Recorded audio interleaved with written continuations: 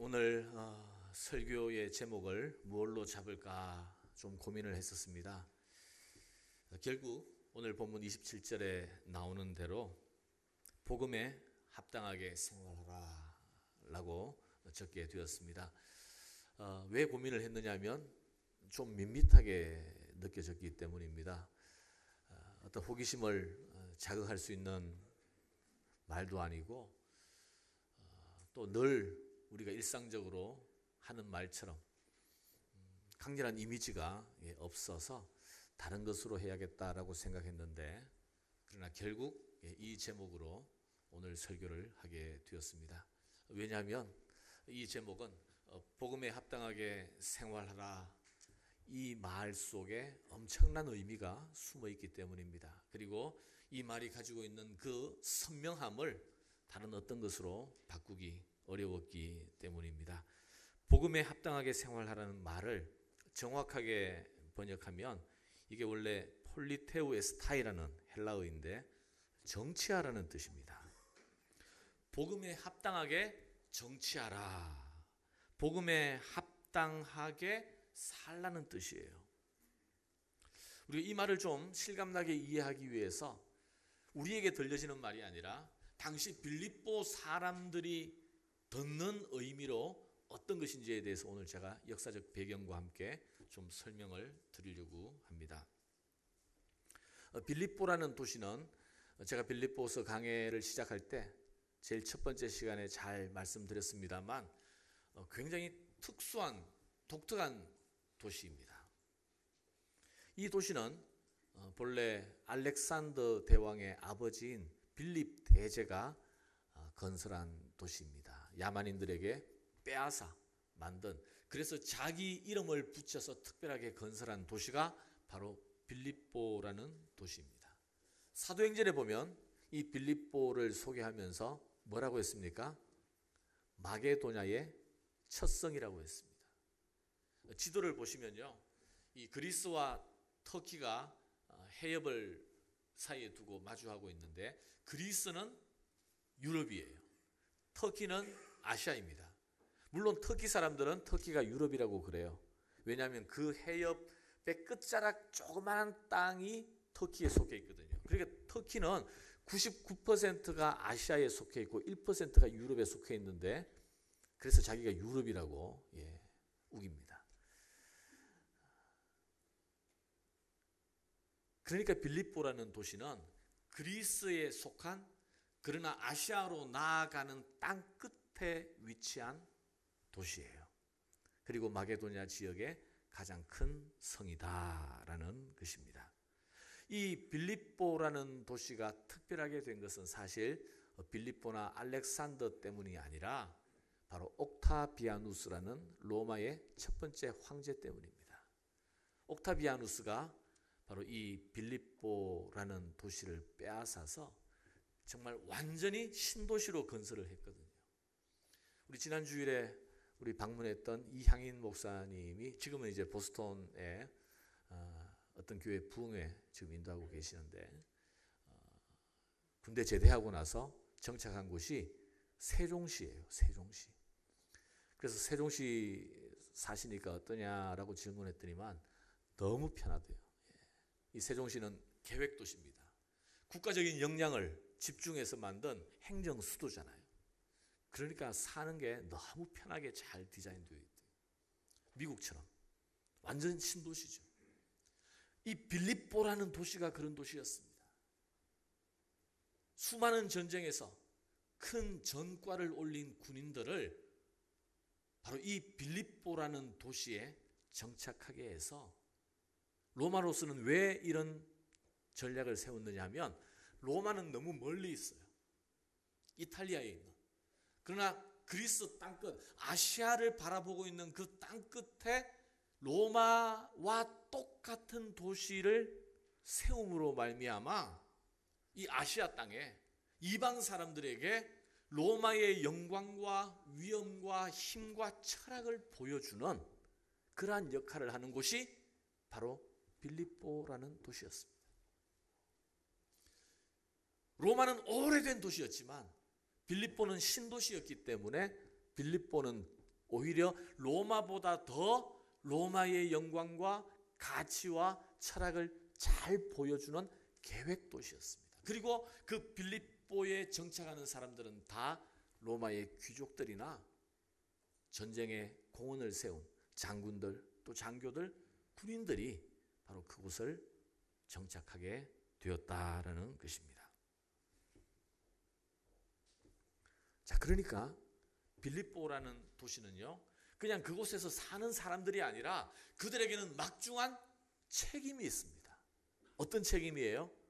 로마 시민다운 삶을 살아야 할. 그들에게는 로마 시민으로서의 모든 권리가 보장되어 있었고 로마 시민으로서의 혜택을 다 받게 되었습니다. 그래서 그들은 비록 이방의 땅끝에 있지만 로마 시민으로서 로마 제국을 자랑하고 선전하고 보여주어야 할 책임과 역할이 그들에게 있었다라는 거예요. 자, 그래서 이런 빌립보 사람들에게, 이곳에 위치한 빌립보 교회 성도들에게 오늘 사도 바울은 이렇게 요구하고 있습니다. 오직 너희는 그리스도 복음에 합당하게 생활하라. 이것이 오늘 설교의 주제입니다. 여기 생활하라, 폴리테오에스타이라는 표현을 가장 자연스럽게 번역하면 폴리스가 뭐예요? 경찰이 아니고 도시예요. 맞아요. 도시. 그 도시 시민권자로서, 도시 시민으로서 살라는 것입니다.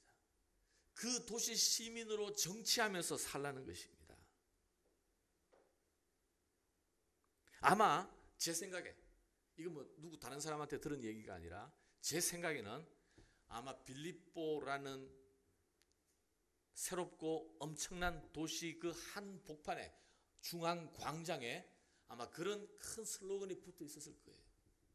비록 이곳은 로마 제국의 변방이지만 너희는 오직 로마 시민권자로서 합당하게 살아가라. 이방 사람들처럼 살아가지 말고, 문명을 알지 못하는 야만인들처럼 살지 말고 로마 시민으로서 살아가라. 이런 슬로건이 아마 제 생각에 그 빌립보 도시의 한복판에 서 있었을 거예요. 그래서 사도 바울은 그 슬로건을 패러디해가지고 너희는 오직 그리스도 복음에 합당하게 생활하라. 빌립보 사람들은 로마 시민권자로서 살아가야 할 그 삶, 너희는 바로 하나님 나라 복음에 합당하게. 그래서 사실 오늘 이 구절은 빌립보서 3장 20절 구절과 함께 생각을 해야 돼요. 빌립보서 3장 20절에 보면 우리의 시민권은 어디에 있어요? 하늘에 있는지라. 우리의 시민권은 하늘에 있는지라. 비록 우리가 이 세상에 살고 있지만 이 세상 사람들은 저마다의 삶과 그들의 가치관을 가지고 세상적인 방식으로 살아가고 있지만 우리는 이 세상에 속한 것이 아니라 어디에 속해 있습니까? 하나님 나라, 하늘나라에 속해 있습니다. 그래서 우리는 하늘나라의 시민권을 가진 자로서 이 세상 사람이 아니라 하늘나라 시민권으로 살아가라라고 당부하고 명령하는 것이 바로 오늘 이 말씀이라는 거예요. 사랑하는 여러분, 우리는 이 세상에 살지만 세상에 속한 사람들이 아닙니다. 우리 대사관에 가면요, 영사관에 가면요, 그분들은 비록 미국에 있지만, 각 나라에 있지만 본국에 속해 있는 분들이에요. 본국의 법에 규정을 받고 있습니다. 본국의 가치, 본국의 명령을 따라 살아가고 있는 사람들이에요. 그래서 대사들은, 또 영사나 외교관들은 바로 그 나라에서 본국의 이념과 가치와 철학과 문화와 그 모든 것을 이 땅 속에서 드러내주고 보여주어야 할 책임이 바로 그들에게 있습니다. 바로 이게 여러분 복음이에요. 우리가 이 세상에 속하지 아니하고 영원한 하나님 나라에 속해 있다는 것. 비록 우리 발은 이 땅을 딛고 있고 우리가 먹고 사는 것은 이 세상 속에 이루어지지만 우리는 하나님 나라 안에서, 그래서 하나님 나라가 이미 우리 안에 있다는 것을 우리가 믿고 있습니다. 근데 가끔 외국에 있는 그 대사관이나 영사관에서 외교관들이 추태를 보일 때가 있어요. 추태를 보일 때가 있어요. 뭐 최근에 몇 년 동안 계속 끊이지 않고 벌어지는 일이 외교관들이 현지인을 대상으로 성추행을 일삼고 있는. 왜냐하면 한국에 대한 이미지가 좋아졌거든요. 그래서 한국 외교관이라 그러면 사람들이 높게 바라보는 거예요. 그래서 한국말을 가르쳐주고 한국 문화를 소개해주고 이래서 관심을 가지고 있는데 좀 못된 분들이 바로 그걸 이용해가지고 우리 미성년자들이라든지 또 현지 여성들을 그렇게 성추행하고 희롱하는 그러한 일들이 심심치 않게 보도되고 있어요. 또 어떤 경우는 외교관이 자국의 이익을 위해서 일해야 하는데 자기가 붙들고 있는 한국에 있는 든든한 끈, 아니 자기를 외교관으로 보내주는 데 큰 힘을 쓴 한 정치인을 위해서 일하는 사람들이 있어요. 국가의 이익이 아니라 사적 이익을 위해서 그곳에서 외교관 신분으로 비즈니스 하는 사람들이 있어요. 안 되는 일이죠. 또 외교관으로 나와 있으면 한글이나 한류에 대해서 소개하고 그것이 잘 그 나라 사람들에게 오해 없이 받아들여질 수 있도록 일을 해야 하는데, 아니 그쪽 문화에 젖어가지고 밤낮 술자리에 나아가고 그 사람들과 어울리고 그러면서 우리 한국 동포 관광객이 어려움을 당했을 때 그것을 외면하고, 이런 사람들은 어떻게 해야 돼요? 당장 소환을 해야 됩니다.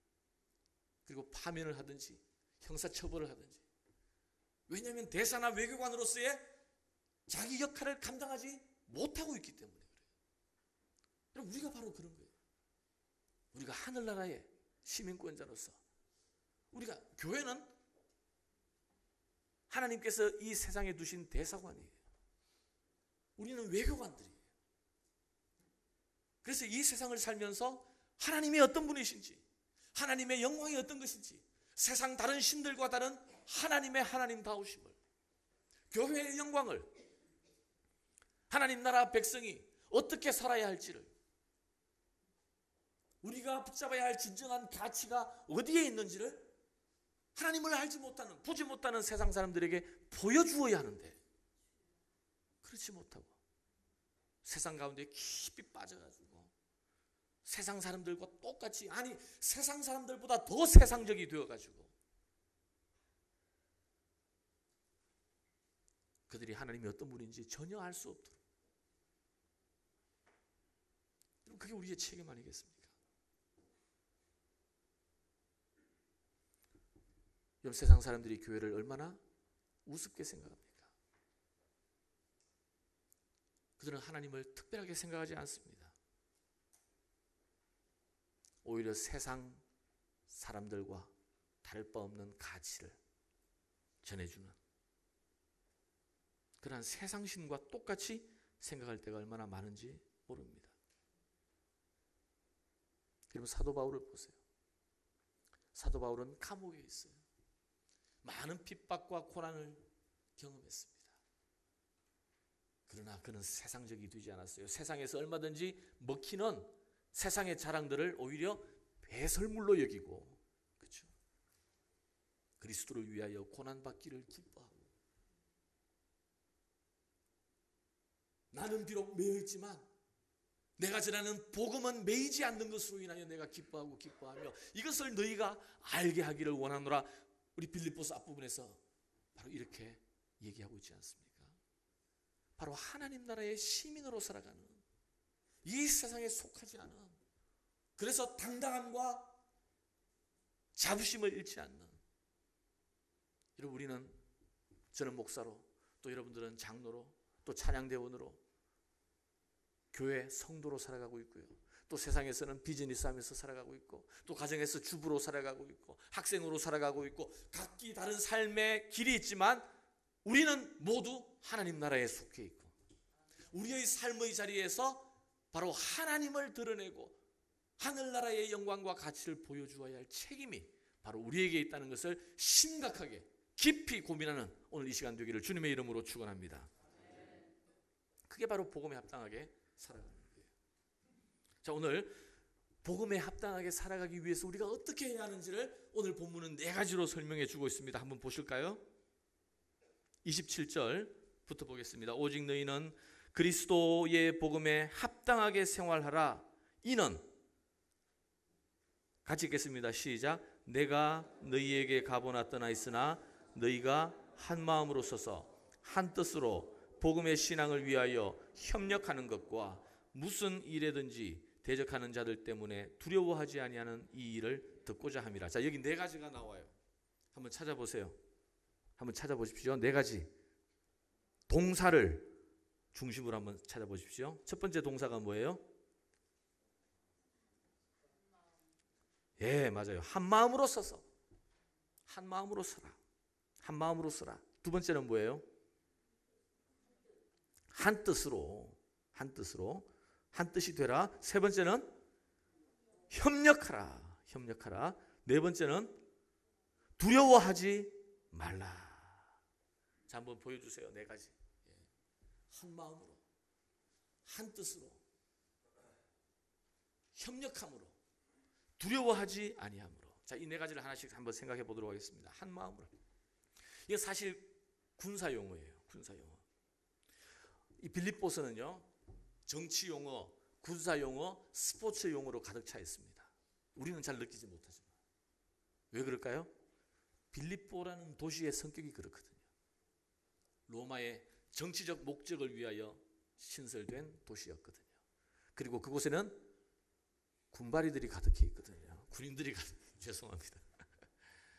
군인들이 가득해 있거든요. 그리고 로마 시민으로서 살아가는 특권과 자유는 바로 스포츠에 있었어요. 그래서 정치 용어, 군사 용어, 스포츠 용어가 가득합니다. 자, 첫 번째 한 마음으로. 군사 용어예요. 이 말은 한 마음이라 그러니까 우리의 마음을 얘기하는 것 같은데 사실은 physically 스크럼을 짜다라는 뜻이에요. 스크럼을 짜다. 한 마음으로 스크럼을 짜다. 스크럼을 짜는 것이 뭐 우리 옛날 한국에는 기마전이 있었지만 미국에서는 미식축구, 풋볼이 스크럼을 짜는 거죠. 그래서 풋볼 때 스크럼을 딱 견고하게 상대가 들어오지 못하도록 짭니다. 그런데 스크럼을 짜는데 좀 코가 예민한 사람, 저처럼 저는 담배 피우거나 좀 향수가 강하면 막 그때부터 재채기를 계속 이제 하게 돼요. 근데 어떤 좀 예민한 사람이 힘은 좋은데 좀 예민해요. 얘 땀 냄새 나가지고 별로다 해가지고 자꾸 딴 데 가 있고 이러면 경기가 됩니까 이게? 안 돼요. 그때는 자기 마음이 따로 있지만 하나가 되어가지고 그렇게 스크럼을 견고하게 짜야 한다는 얘기예요. 또 한 뜻으로, 바로 이 말이 한 정신, 한 영이라는 뜻입니다. 여러분, 위대한 스포츠팀은 한 뜻으로, 한 정신으로 똘똘 뭉쳐 있을 때 위대한 결과를 낼 수가 있어요. 기술이 좋은 팀이 이기는 것이 아니라, 또 훈련을 많이 한 팀이 이기는 것이 아니라, 정말 위대한 경지에 이르려면 온 선수와 감독과 코치와 모든 선수들이 하나가 되어 팀 스피릿이 될 때, 제가 해병대에 있어 보니까요, 줄다리기, 총력전이라 그러는데 정말 모든 사람이 한 0.1초의 모든 힘을 그 순간 집중시키면요, 나무를 뽑더라고. 나무를 뽑아. 진짜 대단합니다. 그게 바로 팀 스피릿이에요. 한 뜻으로. 여러분, 우리가 한 교회를 섬기지만 사실 한 뜻으로 섬기는 것이 쉽지 않아요. 어떤 분은 교회 오면 그래도 일주일 동안 세상에서 열심히 수고하고 일하다가 왔는데 교회 오면 밥이라도 좀 제대로 주지 뭐 이렇게 적게 주냐 뭐 이렇게 얘기하시는 분이 있어요. 반면에 어떤 분은 아니 교회 밥 먹으러 왔냐, 그냥 뭐 이렇게 봉사하고 뭐 이렇게 골치 아프냐, 그냥 나가서 그냥 도넛이나 하나 먹고 이렇게 했으면 좋겠다, 이러는 분들도 있어요. 뭐 다 일리가 있어요. 또 어떤 분은 어떤 교회가, 제가 실제로 어떤 교회 알아요. 그 교회가 분열했어요. 왜 분열했는지 아세요? 교회 에어컨 설치 때문에. 그 교회가 좀 어려웠는데 좀 비싼 돈을 들여가지고 에어컨을 설치하려고 하는데, 어떤 분은 예배가 중요한데 예배에 집중하기 위해서 에어컨이 꼭 필요하다, 이런 분들이 있었는데, 또 어떤 분은 아니 예배가 우리를 위한 예배냐, 하나님을 위한 예배인데 왜 지금 교회 재정도 어려운데 무슨 에어컨이냐, 그래가지고 싸우다가 결국 교회가 갈라졌어요. 하나님이 기뻐하실까요? 교회 필요에 따라서 또 우리 뭐 어르신이 많고 그러면 에어컨이 필요할 수도 있고, 또 참을 수 있으면 참아도 되고, 그건 중요한 건 아니거든 사실. 어떤 분은 설교는 20분 넘어가면 실패라고 얘기하시는 분이 있어요. 또 어떤 분은 아니 무슨 설교가 30분도 안 되냐고. 그래서 제가 고민을 해가지고 지금 25분에서, 여러분 유튜브 보면 아실 거예요. 25분에서 30분. 25분부터 짧으면 저보고 성의 없다고 그럴 것 같고, 30분 넘어가면 우리 목사님은 말하는 걸 너무 좋아해, 이렇게 얘기하실 거예요. 한국에는 보통 40분, 50분이에요.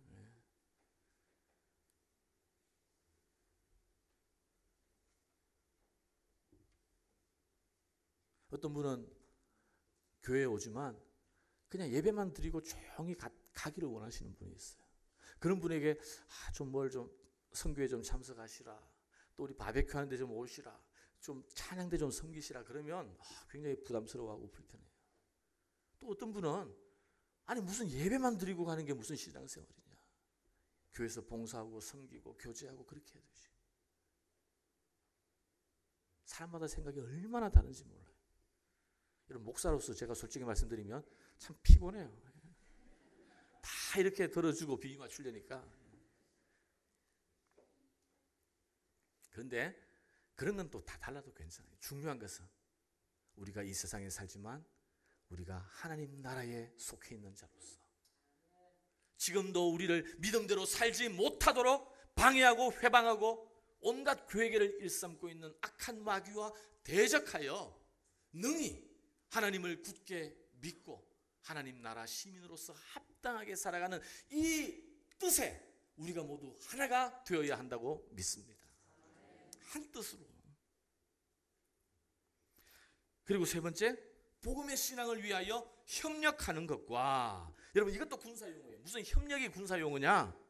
우리로서는 그냥 협력이 힘을 합치는 것인데, 이 로마 사람들과 빌립보 사람들은 이 단어를 듣고서 로마 군대가 싸우는 방식을 생각을 합니다.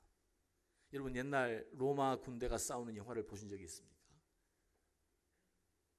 마게도냐 왕국이 싸우는 영화를 보신 적이 있습니까? 바로 그들은요, 그 당시 가장 첨단 전술이 뭐냐 하면 밀집장창 대법입니다. 자, 한번 따라해 보실까요? 밀집장창 대전법.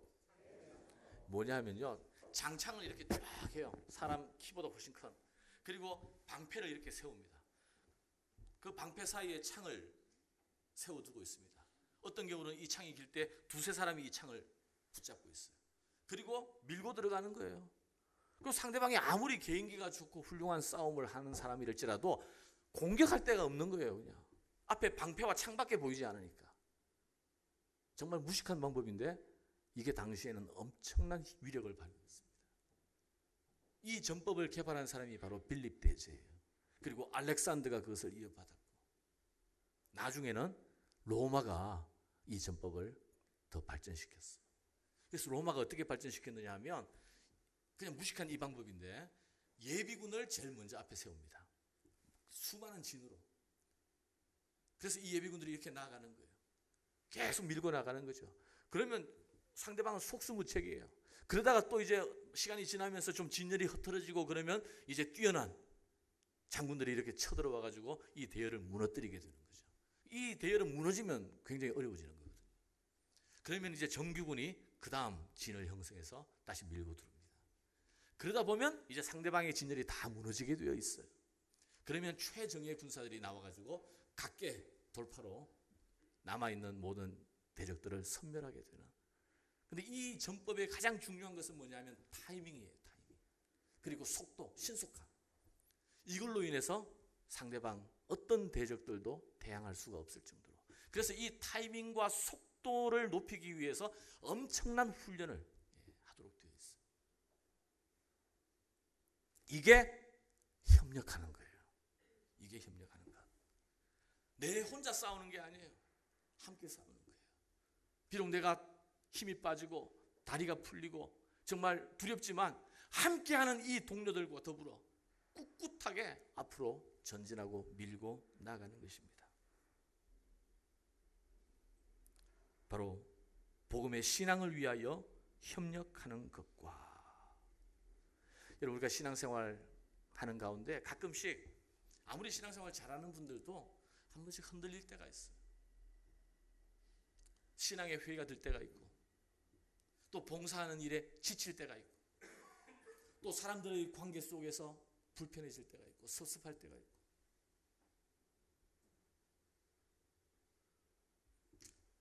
그때 우리가 함께 나아가는 이 대열이 무너질 수가 있습니다.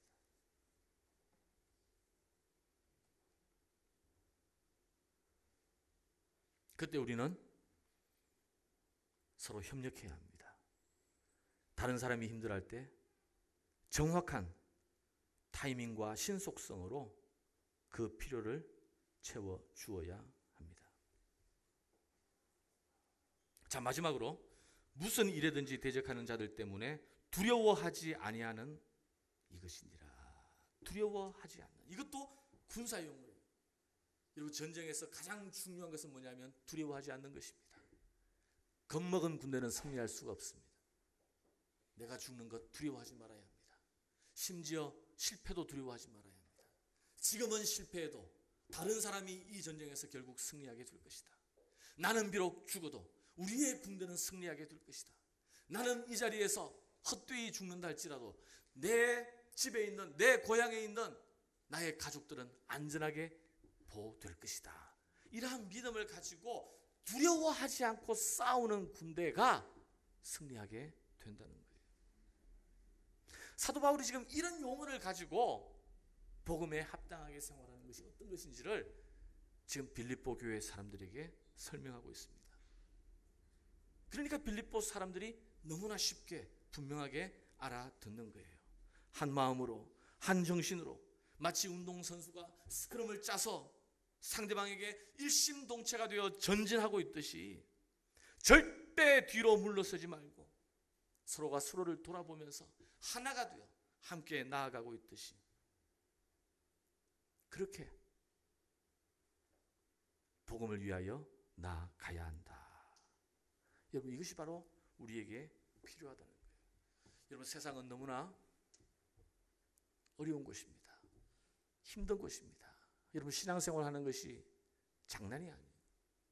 그냥 교회 나와서 예배 드리면 하나님이 살아계신 것 같고 아 믿음으로 살아야겠구나, 복음에 합당하게 살아야겠구나라는 생각이 들다가도 점심 먹고 주차장 나가는 순간 그런 생각은 사라지고 또 내가 어떻게 한 주간을 살아야 하나, 하루하루 이번 주간은 어떻게 비즈니스를 해가지고 돈을 벌어서 렌트비를 내야 할까, 지금 당장 이 문제를 내가 어떻게 해결해야 할까, 도대체 풀리지 않는 이 문제를.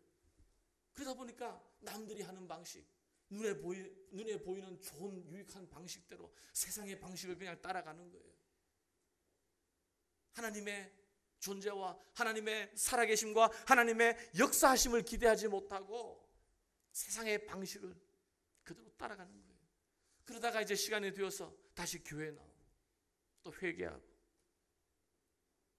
여러분 신앙생활 하는 것이 쉬운 일이 아닙니다. 어렵습니다. 어떨 때는 오히려 교회에 와서 더 시험 들기도 해요.